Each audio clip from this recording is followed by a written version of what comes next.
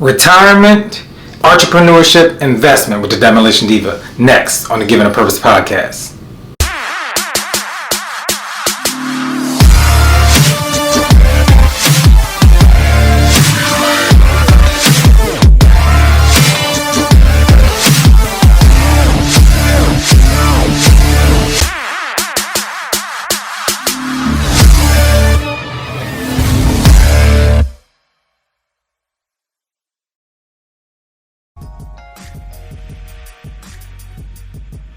Welcome to the Giving a Purpose podcast, where we bridge the highs, the lows, the lessons learned through life's journey, and filling in the gap. I'm your host, Mr. LA. Listen, you already know what it is, man. It's a new week, so that means I need you to get your energy up. I need you to stay focused. I need you to lock in. I need you to keep that momentum going. I told you by the time you see this, we will be in a new month. We will be in the second half of the year. Halftime is over. So if you got to finish your goals, you got to go hard now, because we got the last 2 quarters of the year left. So I know you already see, I got a special guest in the building with me today. And man, we about to get into some stuff, man, that's going to bless you today. All right, so let me just get into it, because I'm not here to waste no time with it. I want her to get into her journey, her story. Please welcome Tiarra Taylor, the Demolition Diva. Yay. All that good stuff. Welcome to the Giving a Purpose podcast. How are you? I'm great. Thank you so much for having me. Thank you for coming. Of course. 3 stars, 2 bars. That's me all day, man. DC. All right. So listen, I need you to help these people out. Listen, we are our people need certain information, and we need to level up.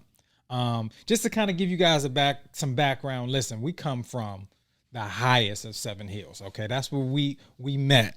Okay. We met on the highest of 7 hills. That's Florida Agricultural Mechanical University. For those that don't know, we strike again. So, I wanted you to kind of get into how you became, that Too Hype Diva. If you following her, listen, Queen Too Hype. If I want to know how you went from there to the Demolition Diva, the entrepreneur that you are now, and what are some of the steps that you went through to get to the point you are at now? Okay. So again, I am the Demolition Diva, Tiarra Taylor, from the nation's capital. And I think that the first thing was, my name is Too Hype, and that was given to me from high school. Graduated from Suitland. All right. Suitland. Whoop. So graduated from Suitland. And the name came from me always having so much energy. Gotcha. And some people may have thought of it as a negative thing, right? And so we always turn negatives into positives. So Too Hype to me means that I was able to energize the crowd as a cheerleader. I was able to change the atmosphere no matter where I was. And then that's so funny, because then you asked about Demolition Diva. That's also a name that I didn't give myself. My colleagues gave me that name because I always came super fresh and fly to the construction sites or to our masterminds. And so I'm the Demolition Diva. And that realm meant basically person who comes in and she changed the atmosphere by breaking down all the barriers and things that people had to be able to get to where they wanted to be as far as real estate. Gotcha. So all right. So when you graduated from Florida Agricultural Mechanical University, from FAMU, what was your major in there? So my major was SBI, so School of Business and Industry. Listen, if y'all don't know, you better know. You better know about that SBI. Loved it. And so I was going to graduate from there and go work in a Fortune 500 company. That was my goal. Okay. Right? And life happened. And I met a certain someone who made me rethink my strategy of what I wanted to do as far as going back home. So I ended up staying down in Tallahassee in Florida, and I started teaching. One of my friends from college, his mom owned a charter school down there. And so that's how I started in the educational realm. Gotcha. And so taught there, middle school for 3 or 4 years, and then I decided to come back home, because I thought that it was so important for me to give back there because they gave so much to me. Gotcha. But also to come back to where I'm from and give back to my community. And that's the most important part, right? Because whenever you level up, it is your responsibility to go back and help other people. It is. Get that ladder down and help it so that it'll be easier for them to get to where they're going. And so they don't have to overcome as many hurdles and obstacles as you had to do. Gotcha. So we come back here. How do we get into the entrepreneurship? Because like I said, we're friends and I follow you. And what made me, when we first talked about you being on the podcast, she put a post up talking about she retired. And I'm like, we close in the same age. I'm trying to figure out, how can I get to that point where I'm retiring and doing things like that? So it was definitely inspiring to see and encouraging. But how do we get to that point at, I was raised right. I don't tell women, I don't tell women's ages, but like I said, I know we're similar in age. And it was just like, man, how did you get to that point where you are free from, we can say the 9 to 5, but got to the point where you are now? Okay. Good question. So I think, one of the things that helped me to make the transition is I had a coach. I was sitting under the leadership of Steve Harvey, who had a book called Jump. And he really taught the principles of making sure that you are really walking in your purpose. And I was like, okay, I was teaching at that time for almost 17 years, right? And then I started being a mom. And with moms, parenthood comes more responsibility. I love teaching. Okay. So let me just make sure that's clear, because oftentimes people say, well, I thought you loved teaching. I did love teaching. And I loved it, but I knew it was not the end all be all for my calling and the purpose that God had for my life and the impact that he wanted me to make in people. So what I wanted to say is that every step that you go through, you're supposed to learn something from it. Absolutely. And you're supposed to take those skills and build upon it. And so from there, I always was thinking about real estate because as a child, we moved around a lot. I'll say it that way. We moved around a lot and we didn't have that type of stability. And for me, it was like, I want to make sure that when my children are born or whatever, I have some real estate. I'll have a house. And then I always was really big on legacy. And making sure that I didn't necessarily have an inheritance. Well, not necessarily. I didn't have an inheritance, right? Yes. And so I didn't have anything that kind of gave me the leg up on anybody else. And I wanted to make sure that I had that for my kids. And what I realized is that when we work these jobs that we even love and we're really good at, you can't pass down a job to your child. You cannot. You can't pass it down. You have to own something. Absolutely. And if most of us are doing better than our parents did. And so now our job is to level up. And so as we level up, we want to make sure that we leave our children better off than we were. So I was like, what can I own to make sure that my children do better than I do? And everybody always says, if you want to be wealthy, what do? You get into real estate. That's the wealthy people that I know definitely own some real estate. So is it something like you took a class or was it your circle of influence or how did you kind of get into that real estate space? So I actually kept seeing the infomercials. If you ever up late at night, they're like infomercials that come on. And so it was a real estate infomercial. It's basically like, come see this free class and blah, blah, blah. And in my mind, it's like, nothing's free. So I went there and I was just in awe by how many Caucasian men was doing real estate and how much of them or just the mindset and how different they were than our culture. They always had a legacy mindset. And it wasn't necessarily about them, but it was about what they were going to leave behind. Exactly. And I felt like at that time, I was kind of frustrated because I loved my career, but I felt like I worked really hard and I still was struggling financially. Listen, that part right there. Part, right? It's the struggle, right? It's education. Right we work really, really hard. And we're in the nation's capital, so we get paid probably more than most places get paid for teaching, right? But still, it was like the life that I wanted to live and the life that I could afford to live wasn't equaling up. So I was like, I have to do something to kind of supplement the funds. And so I went there, I got a coach. And when I got a real estate investing coach, my eyes just opened up so much because they are able to drop knowledge to you that you would not have known. right? So that's kind of how I started with the real estate. So I want to ask this question because I actually did say something like a class, but I did. Okay. What do you say to people that kind of going back to even with the book that you talked about jumping, like people are afraid to kind of jump out there. It's just like, because we come from that survival mode, right?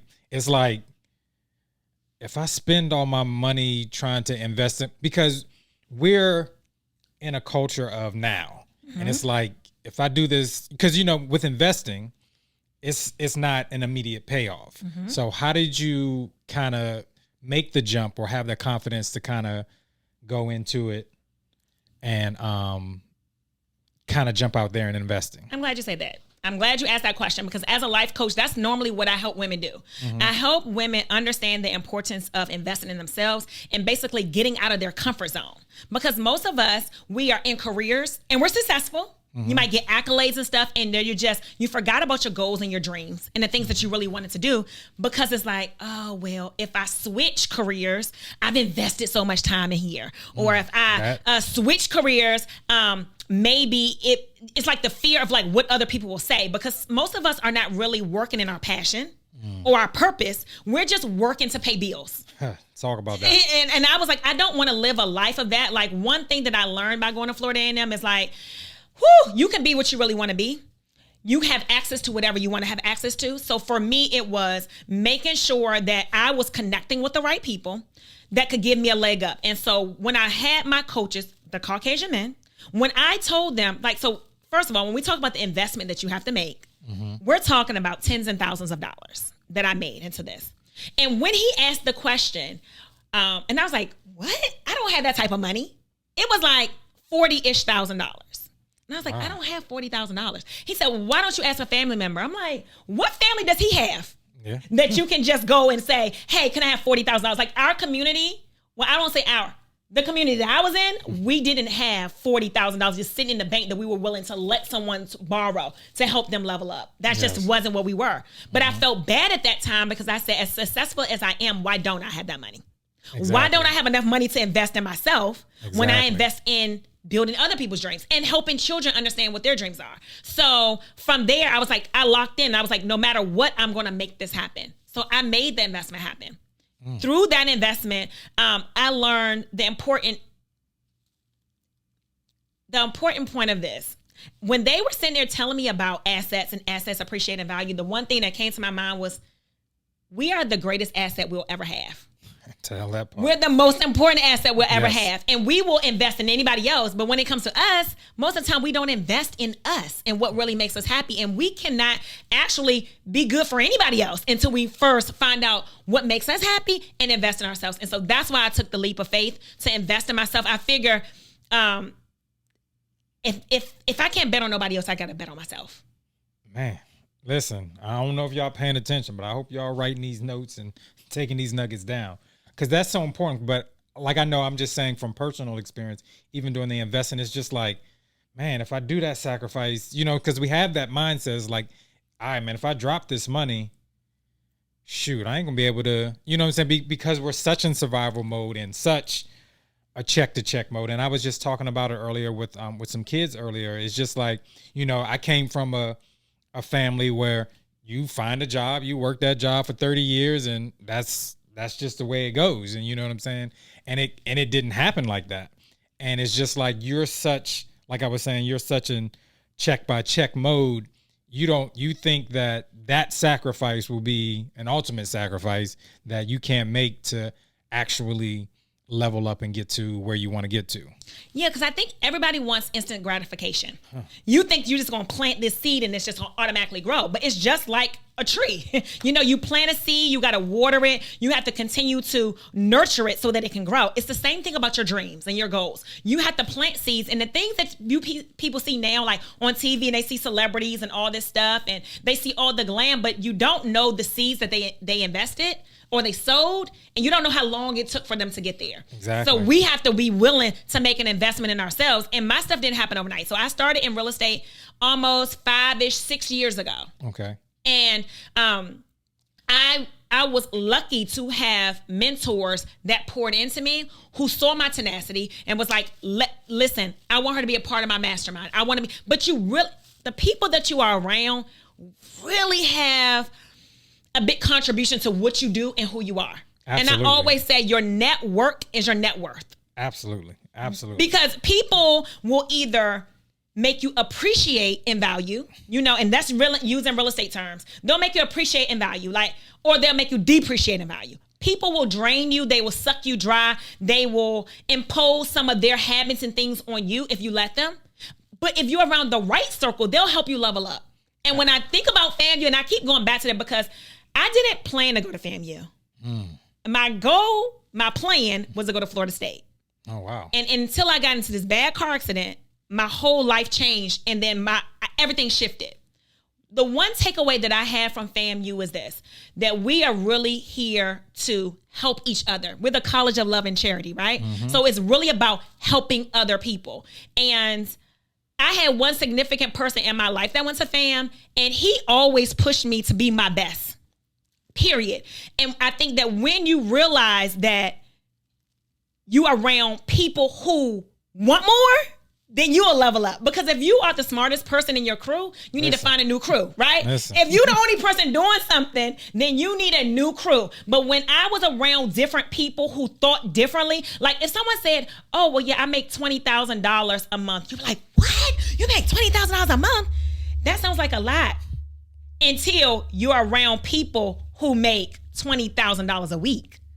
Or then $20,000 a day. So it's the circle that you surround yourself in, because they will either make you, again, appreciate or depreciate. Yeah, it's something I'm telling people all the time. Listen, if you hang around 4 millionaires, you're going to wind up being the fifth.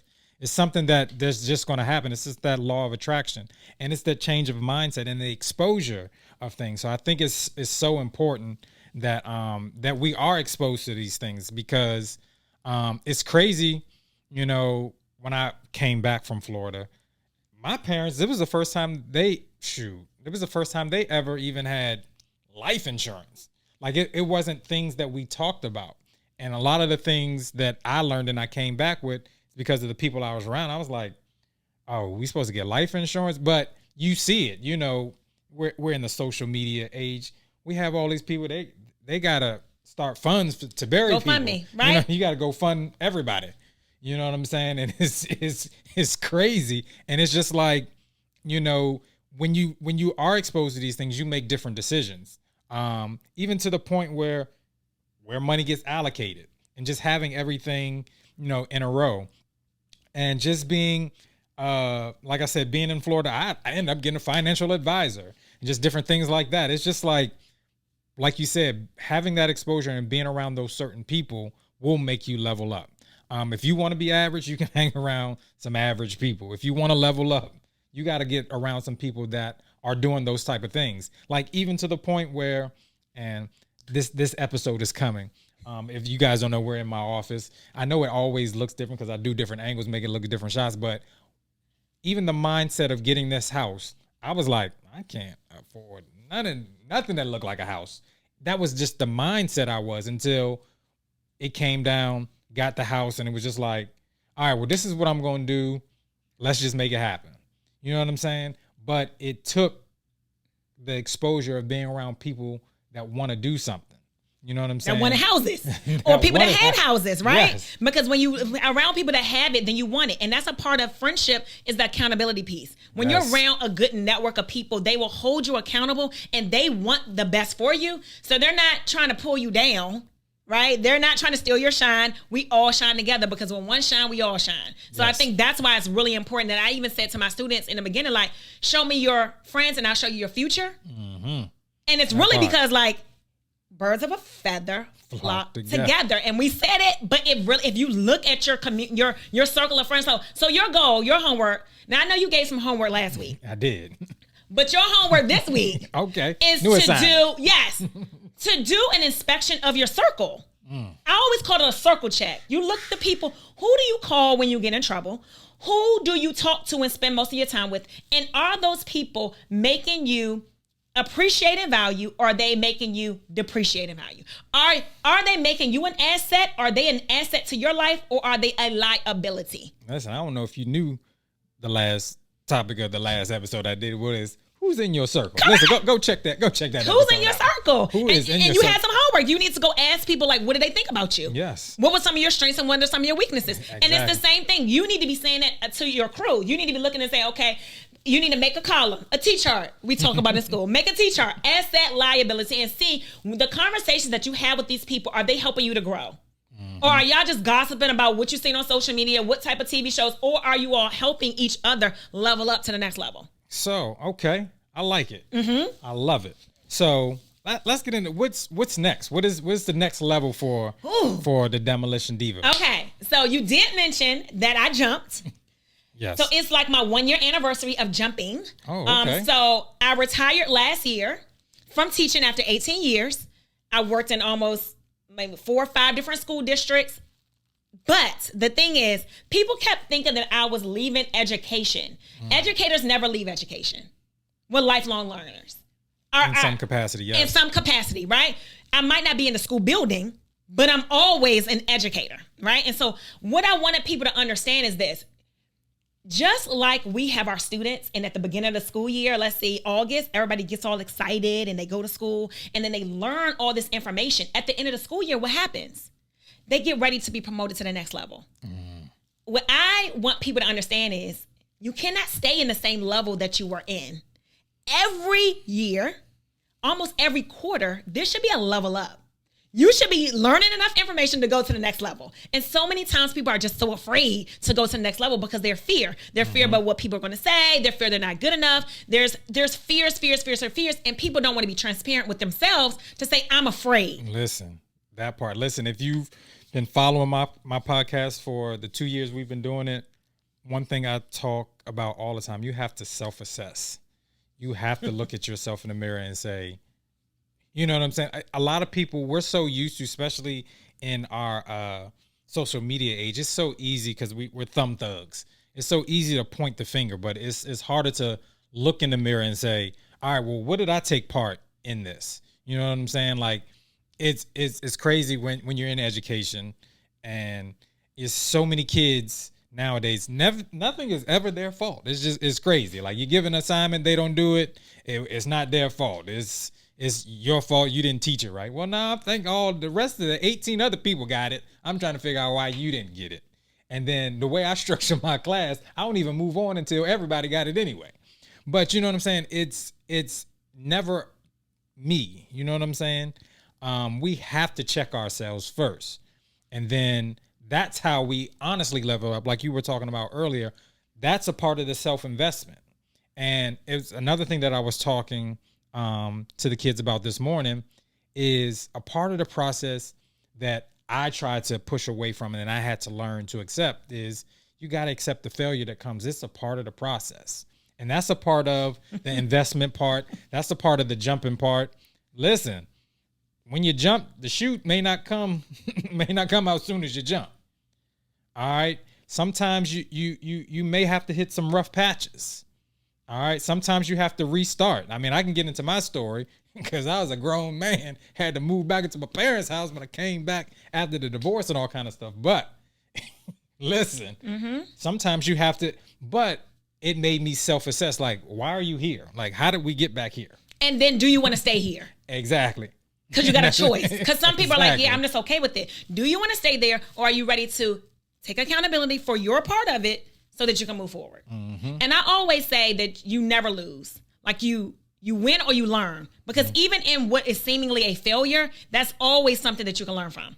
And then the other key part is you got to get out of that comfort zone. That's the thing. It's so easy for me to stay at my folks' house. It's only 2 of them, and they got like 5-6 bedrooms. It's easy for me to stay there, count, and stack money.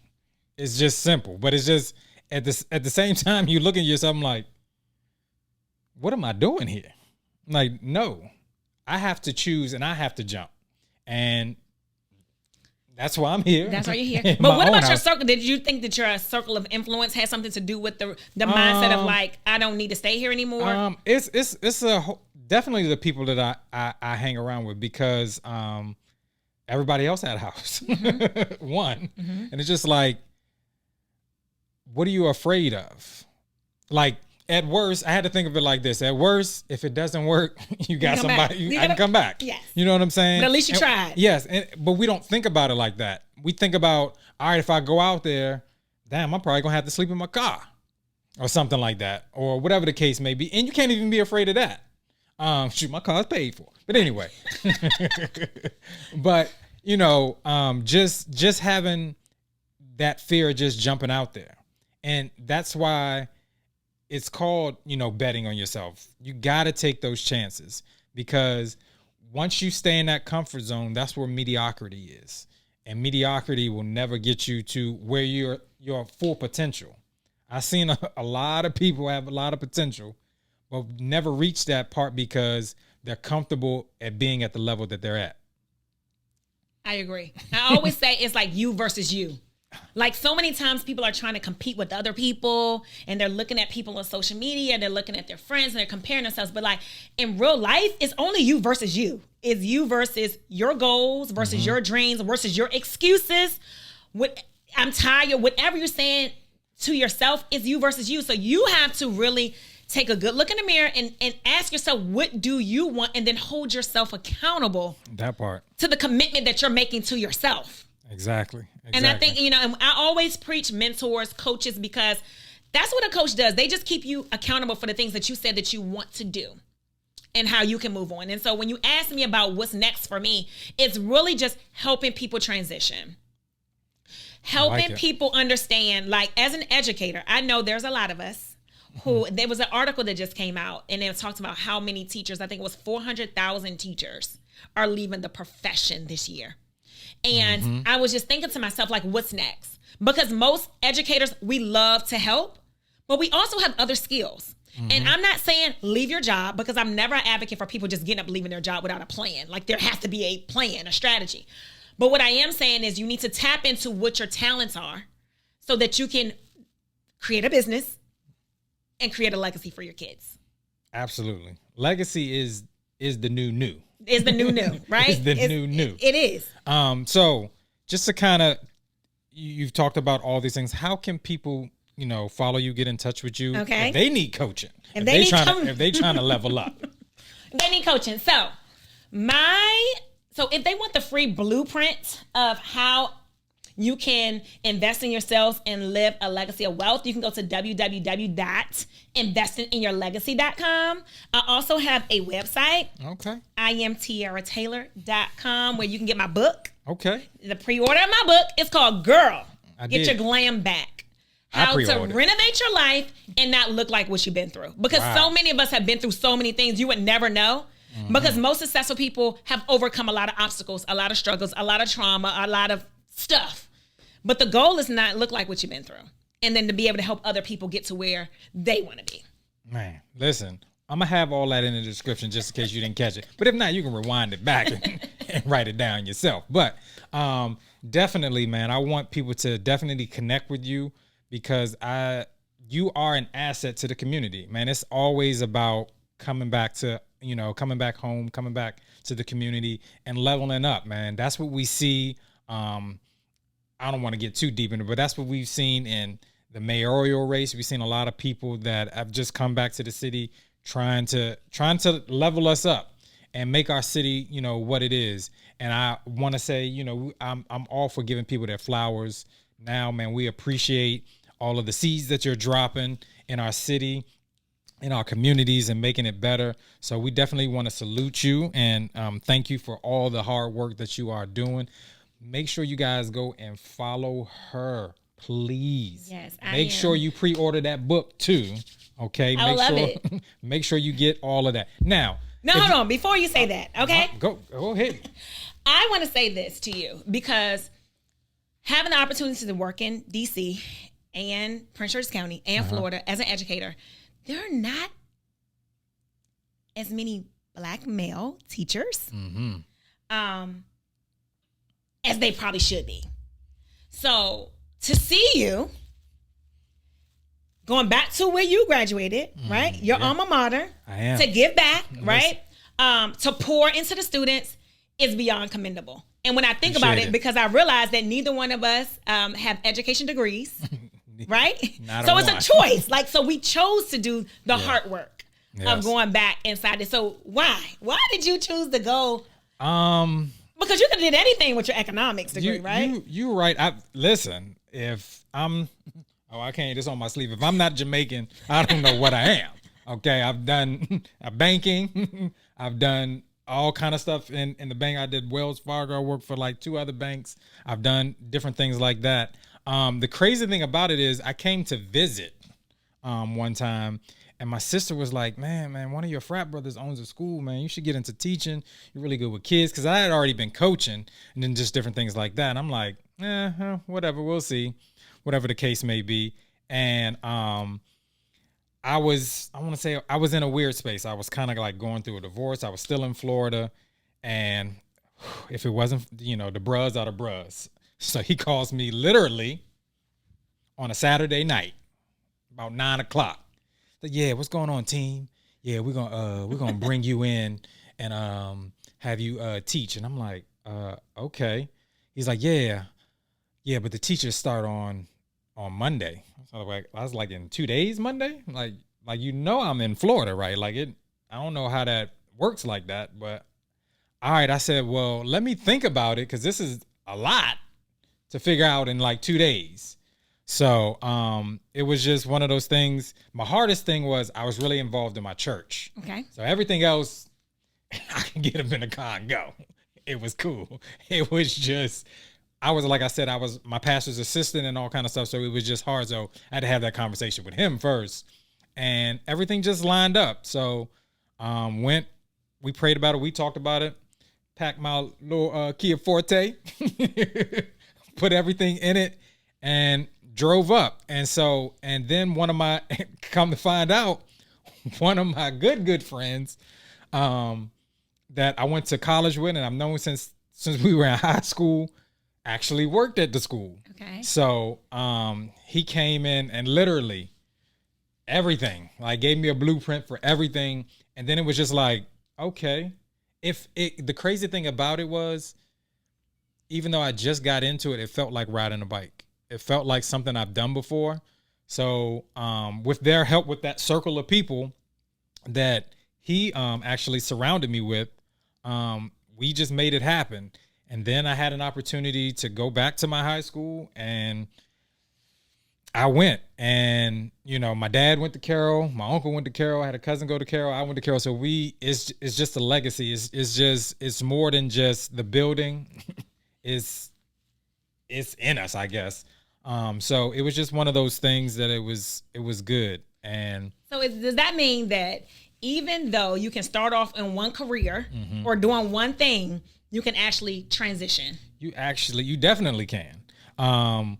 It's about, like you were talking about earlier, it's about finding that passion and finding, those different things. To be honest with you, like you said, it is that 9 to 5, but we have other talents. I understand now that my greatest talent is meeting people where they are and lifting them up. So now for me, it goes outside of the classroom. So that's why I have, I created my own opportunity to reach people outside of the classroom. And I'm understanding that's my gift. And, my plan is to be the most impactful speaker there is in the world. I love it. So, that's what's next for Mr. LA. So we're just building on that and creating, like you said, creating a legacy. I want to make sure that the people that come after me have the blueprint to repeat the process of making it better for the next generation. And legacy doesn't just mean when you're dead and gone. Legacy means like right now. Like, what are you doing now that people are going to remember you by? So I think that your legacy has been amazing as I followed your journey. And so I just want to give you your flowers. While you are a lot that you was giving me my flowers, because it is so great just to see that 2 people that left the district. Yes. So we left the nation's capital to go to Florida's capital, right? Yes, went from the capital to the capital.